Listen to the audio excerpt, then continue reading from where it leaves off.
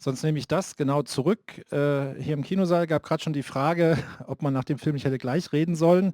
Wir machen das ja jetzt mit Sylvie Lindeperg, die ihr ja schon gehört habt, und, was mich sehr freut, Judith Keilbach von der Universität in Utrecht, dort außerordentliche Professorin für Medien- und Kulturwissenschaft, und Judith Keilbach hat sich sehr viel beschäftigt mit der Geschichte des Fernsehens, auch gerade im Blick auf quasi Historiografie, also Schreibung von Geschichte. Das letzte Projekt war dann eine DVD-Edition, wo es darum ging, wie der Eichmann-Prozess von Anfang der 60er Jahre in Ost und West rezipiert worden ist. Genau, also das Gespräch fängt an und es wird aber auch gleich Möglichkeit geben für euch, für Sie Fragen zu stellen. Ich übergebe mal das Wort an Judith Keilbach. Ja, auch von mir herzlich willkommen zurück und we will switch into English now. I guess it would have been interesting to have a discussion about the film right after its screening. So now we had like 1.5 hours break, and I guess a few people started already to talk about it. But so what I found really, I have to say, compliments to the programming. What really worked very well is that your illuminating presentation, Sylvie, guided, I guess, also how we watch the film, the movie. So I see a few people already agreeing with that. So, something like, okay, where are the cameras, the strong light that illuminated people. So I found it really interesting to see the similarities between the Kiev trial and the Nuremberg trial. But of course, there were also a lot of differences, and maybe we can start to talk about, first of all, the trial before we talk about the film, would be my suggestion. And the first thing I'm interested in is about the differences between the two trials. So they took place at the same time, you could say, right? Definitely. So this was 46, Nuremberg also, so the same time, but well, obviously this was a Soviet trial without international collaboration, as far as I can tell. And in that trial, in the Kiev trial, the defendants were not main Nazi leaders, so not the Hauptkriegsverbrecher, but included also a number of low-ranking defendants. So, and I'm sure there are a lot of more aspects where we see differences, and maybe we can start to talk about that. So what are your ideas about similarities and differences between these two trials? Thank you. Well, first of all, I think I have to apologize. This morning I apologize for having delivered my paper into English and now for my broken English, let's say. This trial, as you say, was organized in January 1946 and was really one of the more or less 20 trials in the first wave of the legal justice against Nazi criminals and their Russian collaborators. The first trial being, as I said this morning, the Kharkov trial. And all these trials were made possible because of the decree of April 1943, which provided the return of the death penalty and also a very wide publicized trial and execution. So this is the legal basis of all this trial. Kharkov having been organized during the war, and I have to add that it was the first trial in the world against Nazi criminals. This is the first important point. As you say also, the Kiev trial was, I would say, a kind of rehearsal for Nuremberg. As you have seen this morning, this trial was organized in January 1946, which means just before the Soviet prosecutors took the stand in Nuremberg. And it could have been a dress rehearsal in the sense that already the Cold War had beginning to transform the issue of the Nuremberg trial. Nevertheless, the Soviets and the USSR and the Kremlin were confident at the time that their accusation team would be able to redress the situation. And the third important thing, of course, is that this trial has to do with the Babi Yar massacre and more generally with the question of the genocide of the Jews with the Einsatzgruppen and all what happened in Ukraine and on the Russian soil. So we can try to make a comparison, but having in mind all these elements. And I would say that KIEV, which is one of the last trials, was already an attempt by the Russian to split with the other powers and to make them know that they were able to render justice. They invited the press, the international press, and it was the beginning of their disillusion with the trial. Of course, they didn't have a lot of hot potatoes to try. Even in the international trial of Nuremberg, they just provide a Fritsch, which was acquitted at the end. So there was this discrepancy. But they want really to make their own narrative about the war, which began to be very difficult to install at the Nuremberg trial. The suffering of millions and millions of Russian citizens, because it was the word. Maybe we can come later to the question of the genocide, because it's very important, this issue. But maybe, I mean, what I find interesting is, I mean, this is also about the film, but also about the trial. It starts with the confessions, right, that are translated. This is then more about the film. And so, yeah, is this then a show trial? And then on the other hand, you also said Nuremberg was a show trial, and you have this very nice definition that a show trial is a trial where there is more at stake than the fate of the defendant, for example. So, yeah, is there something to be said about the show element? And do we have the idea that this is a show trial because there is this very strong scene at the end of the film with the hanging, a public hanging? I don't know how that was in Nuremberg. Maybe you can say a few things about that. First of all, what we have seen is not the trial, but a film about the trial using film archives. It's very important. The second point is that, as I tried to explain to you this morning, these archives are not raw material, but the product of a mise en scène. And if we look at the existing images and the way the Russians were used to edit their film, I would say that Loznitsa made a very strong choice, which was to focus the film on the testimony.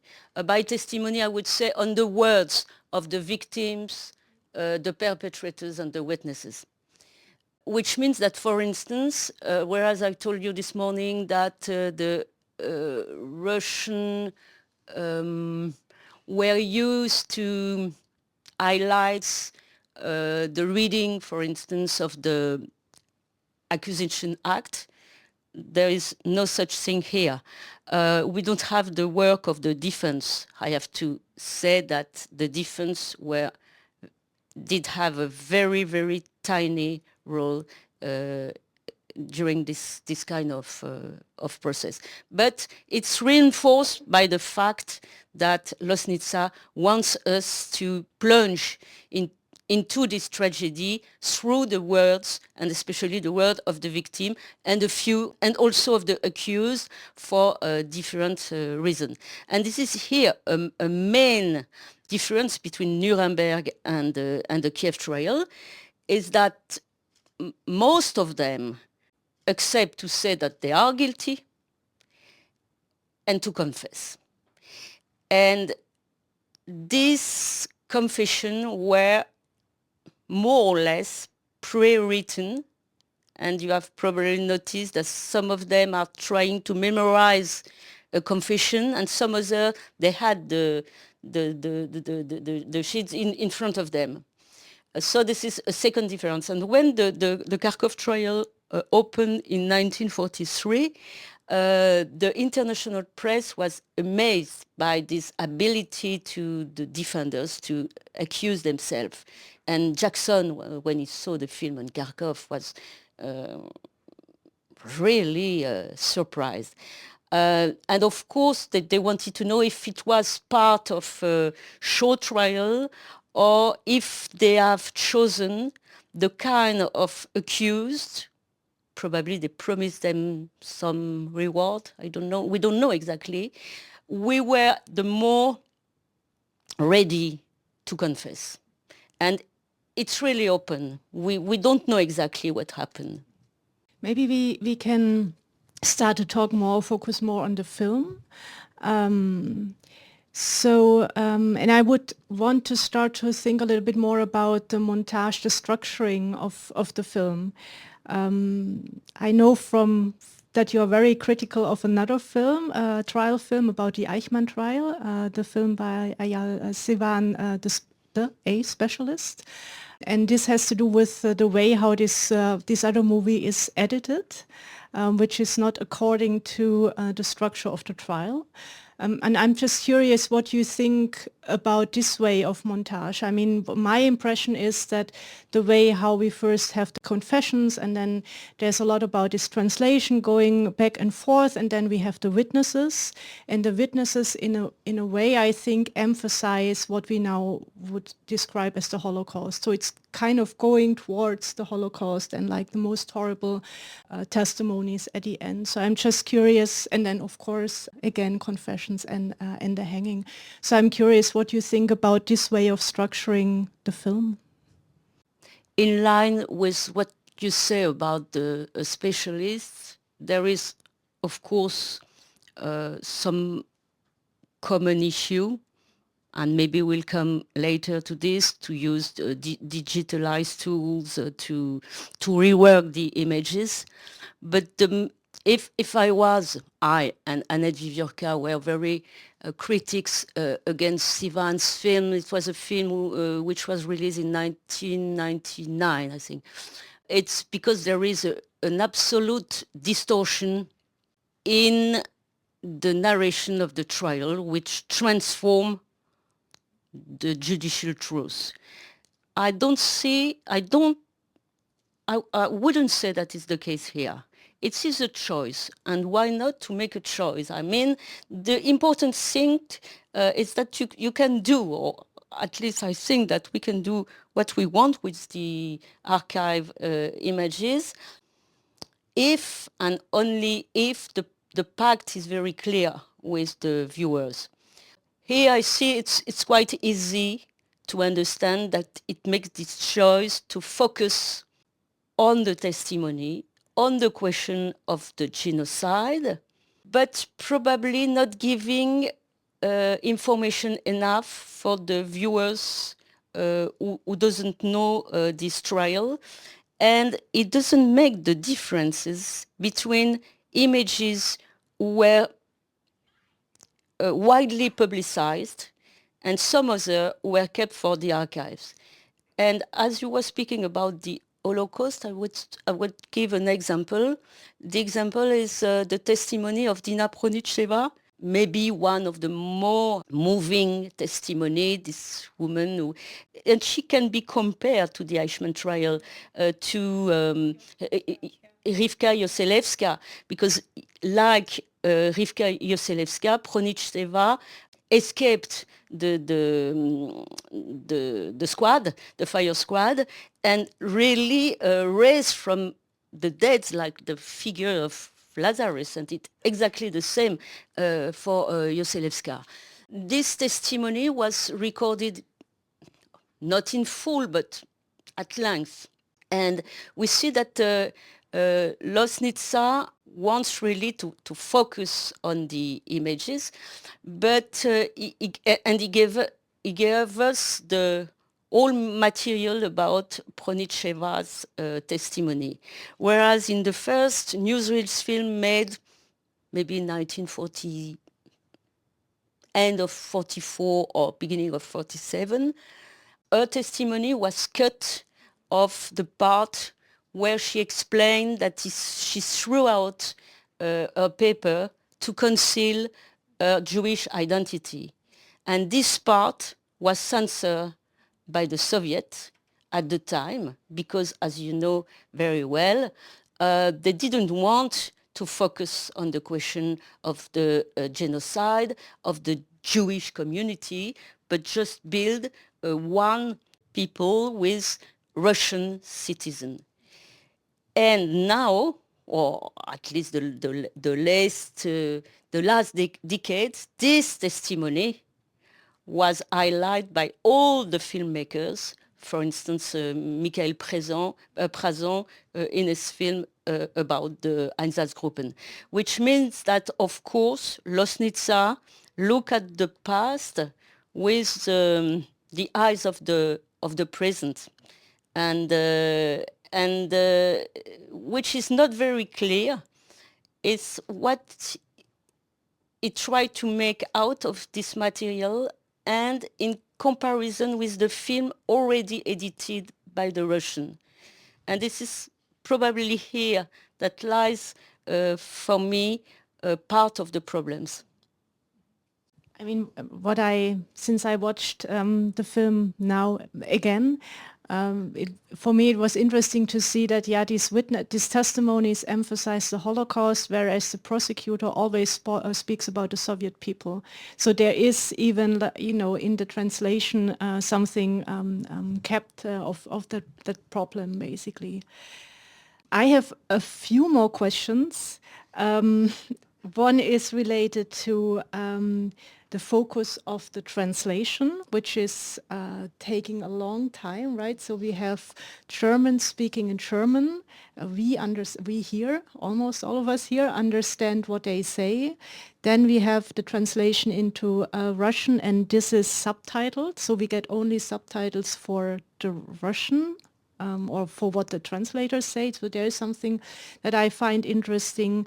I also have a question about edited sound, and I have a question about why the hanging, just to already announce what I'm interested in. But before I continue, I really want to also invite you, if you have already questions, others than I'm interested in, or adding to that, please make yourself visible.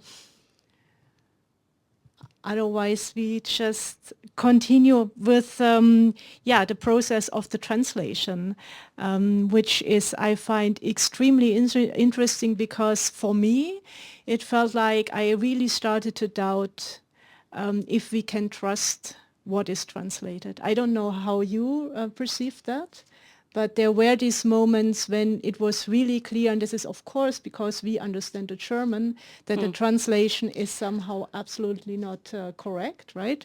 So I don't know how that is for international viewers who do not understand the German, but so yeah, do you have ideas or about that? I think that the question of trust is an interesting issue, because it's also linked to the question of the recreation of sound. So maybe I can deal with the both topics. Maybe you know that Losnitsa made another film on a trial in 2017, which was entitled The Trial, and made of the archives image recorded in 1931 during one of the show trial in Moscow. And Lossnitsa is used to rework the archives image in both ways. He used very high-level scanners to erase all the marks of the temps in the structure of the images, and we have sometimes the feeling to be in front of contemporary images, and he plays with this sensation. But there is a second issue who is not discussed and very important for me, the recreation of sound. In the first film, The Trial, Lossnitsa added a lot of sound. It was the first sound trial film in the USSR, but it added, for instance, the sound of the three strokes of the opening, like in a theater representation, which was with the intent to focus on the show. And he also added applauses.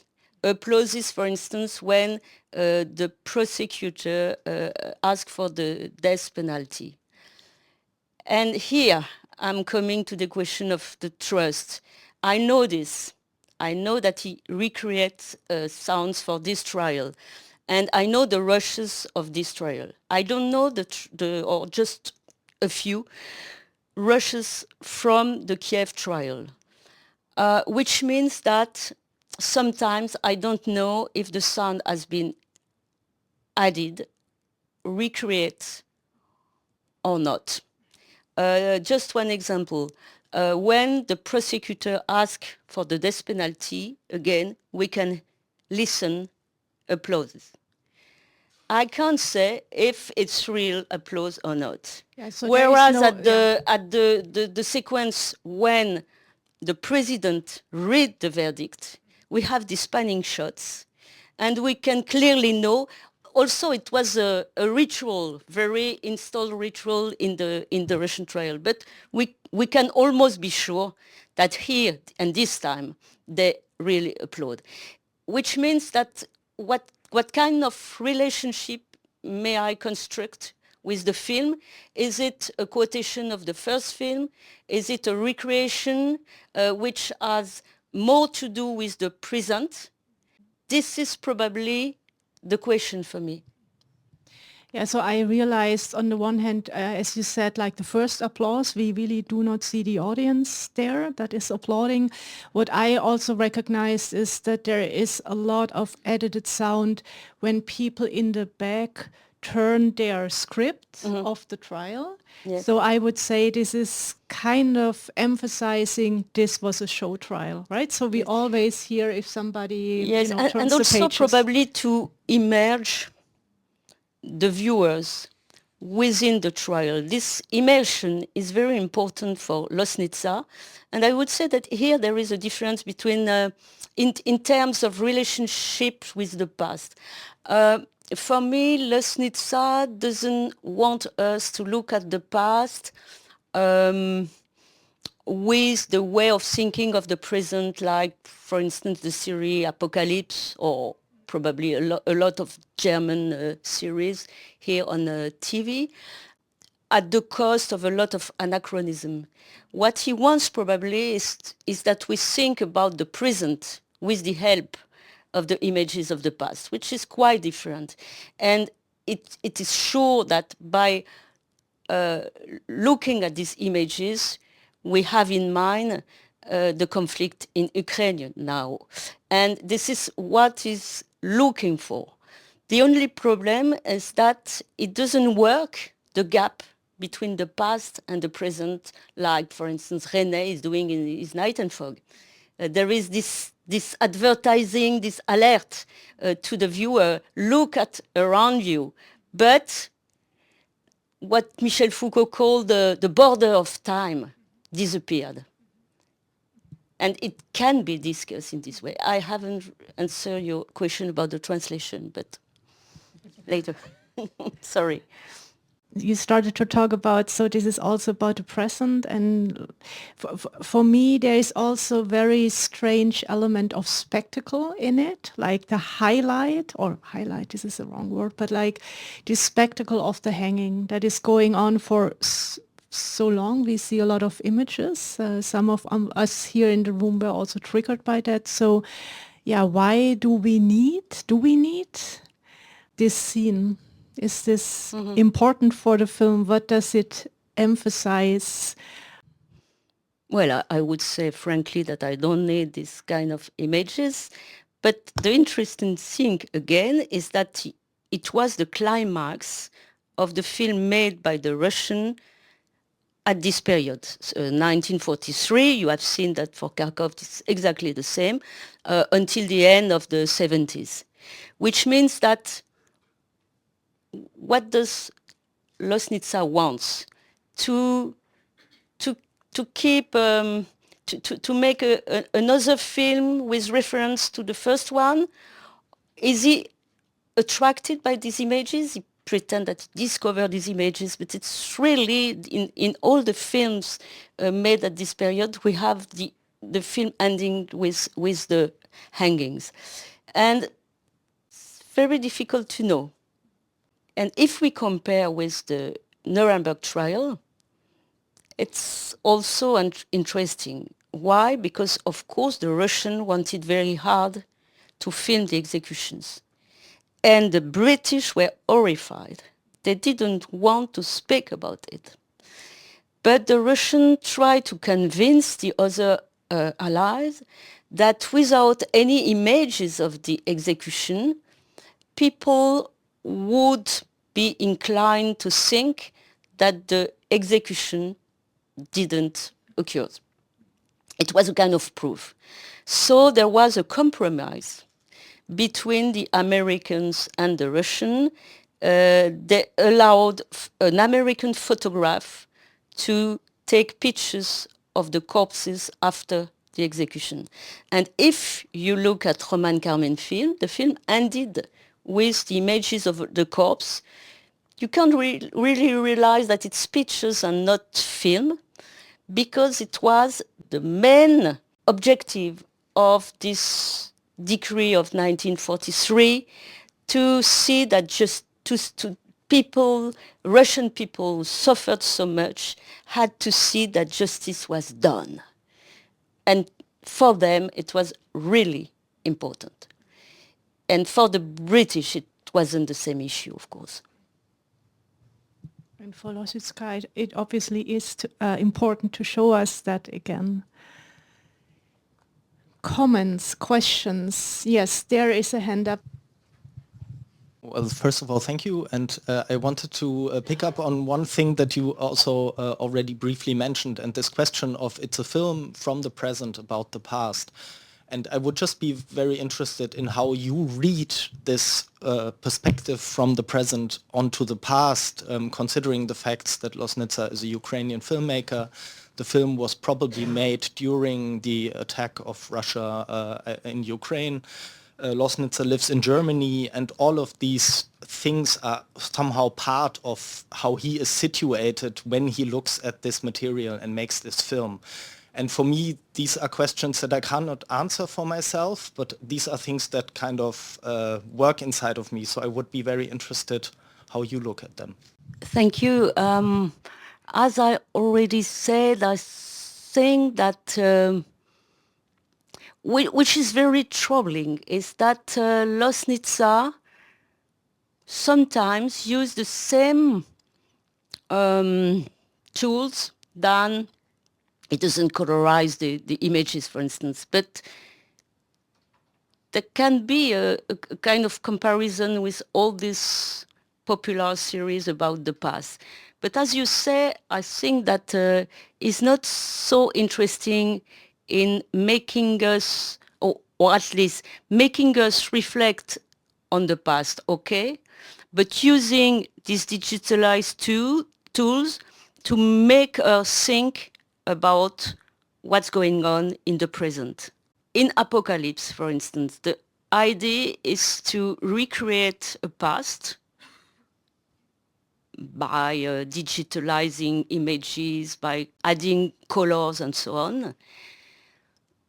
But with the way of thinking, with the moral point of view of the present, even the way of speaking, the way of thinking.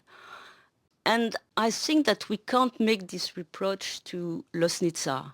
He's really focused in the present, and this way of editing the images of others, whereas I think that could, I mean, for me it's a problem not to explain the devices of the cameraman, as I tried to do it this morning.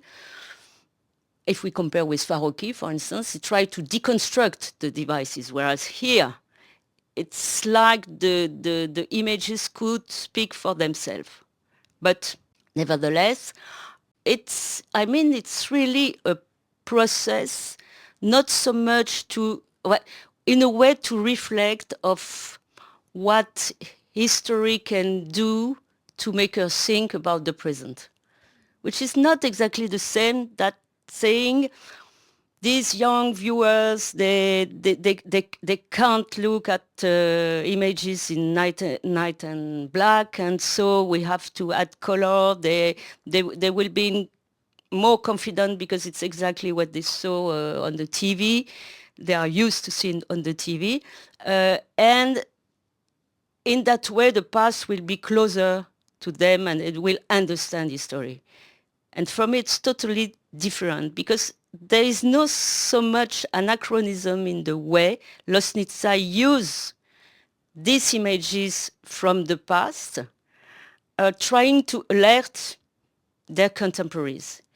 But nevertheless, there's still, for me, a problem is in this kind of work, because how can I explain this in English? It's quite difficult, but no, what I try to explain is that on that Ložnica, that his logic is not so much to instrumentalize the images of the past, but to use them to highlight the present, and in a way what could be repeated from the past to the present. But it has as a consequence that erased the articulation between the past and the present. We are looking at this film, we are in front of contemporary images. We are in front of the present, whereas in the film of some other filmmakers, for instance, the Janikian, the images are coming to us from the past. We are conscious of the distance between the past and the present, and the question of the truth is raised in a very different way. I don't know if I'm really clear, but if you see what I mean, which is not the way of transforming the images. The Janikian, they are very used to do it, but the device is very different in this way. They want to decipher the images, to find the hidden ideology in the texture of the image, whereas Ložnica makes them disappear, to be in the present, to emerge us within the images, and to make us the witnesses of the trial. But we are not the witnesses of the trial. It's a past trial. And for me, that makes the difference. So there's one question in the back, where was also another one. So we have two more. So we start. Yeah, thank you very much. You almost answered my question now, but I just wanted to add that we had a heated discussion about the hanging scene. And I said, well, if he would have left it out, it would have been not according to the dramaturgy of the film trial, probably. But the way he edited it, that he didn't leave out the close-ups, for example. So my thesis was that he wanted us to see that, that he wanted the atrocity to be real, more real than in testimonies. And so what do you think about this? Yes, you are true, but the problem is that, and it's more obvious in the film entitled The Trial. He wants us to be aware of the totalitarian justice, the way a show trial is organized. But if it was really his main topic, I would have preferred him not to add some effects which are not in the images. Because how can you be sure that this sound was coming from the public or coming from Losnitsa? If you want to prove something, you have to be honest in a way of respecting the archives. Again, I said that you can, the archived images are not something sacred that you have to respect, but provided again that the pact is clear between the director and the viewer. Here it's not really clear. And for me that's one of the problem when I saw this film. Maybe I can add something because I speak Russian. Yes. And you asked about the translation. So there's only one translator who is really trying to translate, and he's really good. There are two who are maybe not so, don't know German so well. And there's a third one, and she's just, yeah, she says what she wants, so she condenses it down to a meaning. Yeah, so the question of trust is very important. Yeah, yes, but the question is, why didn't Losnitsa translate the German? Also, I mean, subtitle the German. Then you would have realized that. Oh, that's a really good question. We should ask him. But first, I can say that I can answer why the Russian director kept and decided to record the confession in German. For them, they want them to be a kind of proof. And so it was very important to have their own words. And so in the film made out of this material, we have always the confession in German and the translation. And I found the translation, first of all, you are totally right about the discrepancy. The thing is that we have to understand what Losnitsa wants to do with this. Is it does he want to focus on the fact that after all, the accused could say whatever they want. The translation will be according to the written scenario. Maybe. But again, we don't know exactly. But the things which I found really interesting is to focus on the faces of the translator. And it has something to do with the Eichmann trial. Because we can see sometimes the reaction of the translator. It can be emotion, it can be anger sometimes. And it's a kind of mirror of the emotion of the people who are translating that we can find again in the way Leo Horvitz recorded the Eichmann trial. And for this reason, it's also very interesting to have a tierce person showing his own emotion while listening to the words of the accused. So we have Is it okay? I have one more question and one short answer. Thank you. I couldn't help myself but think a bit about the film by Alain René, Night and Fog, which is maybe in the sense a more classic documentary about that time. And well, a documentary with an actual voiceover and even a message at the end telling us to be careful about the future and not let that kind of evil reappear again. So I would be interested your thoughts about the relationship between a documentary which is actually composed also of archive footage, but which is much more showing the actual evidence and then telling us be careful about the future, and documentary like this, which is much more playful, I would say, with truth and yeah, its own standpoint maybe. Well, thank you. You are totally right. I mean, as I said earlier, Alain René works the gap between the past, the archive images, and the present, the panning shots, the traveling in colors within in the rubbles of the camps of Birkenau.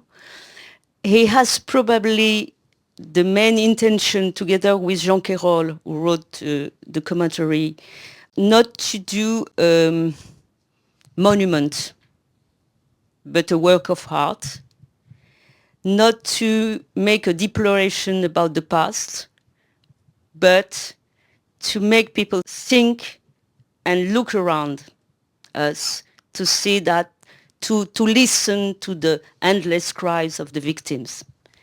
But the big difference is to work on this gap between, on the articulation between past and present, and not to erase it. And for me, it makes a huge difference. And probably this work, I mean Night and Fog, can travel the space and time because of this. It will, because it's open to the future, but with having a very respectful relation with the archives, which are the traces of the past. And when we are facing these images, we know perfectly that we are not within the event. We are looking at the past with the distance of our present. And for me, that makes really the difference. Yeah, thank you. All right, so thank you so much, Thank Sylvie, you. for sharing. It would have been easier in French, but yeah, but thank you for sharing all your insights and ideas, and thank you to all of you for your and questions. thank you, Judith, for this and dialogue. thank you for the programming.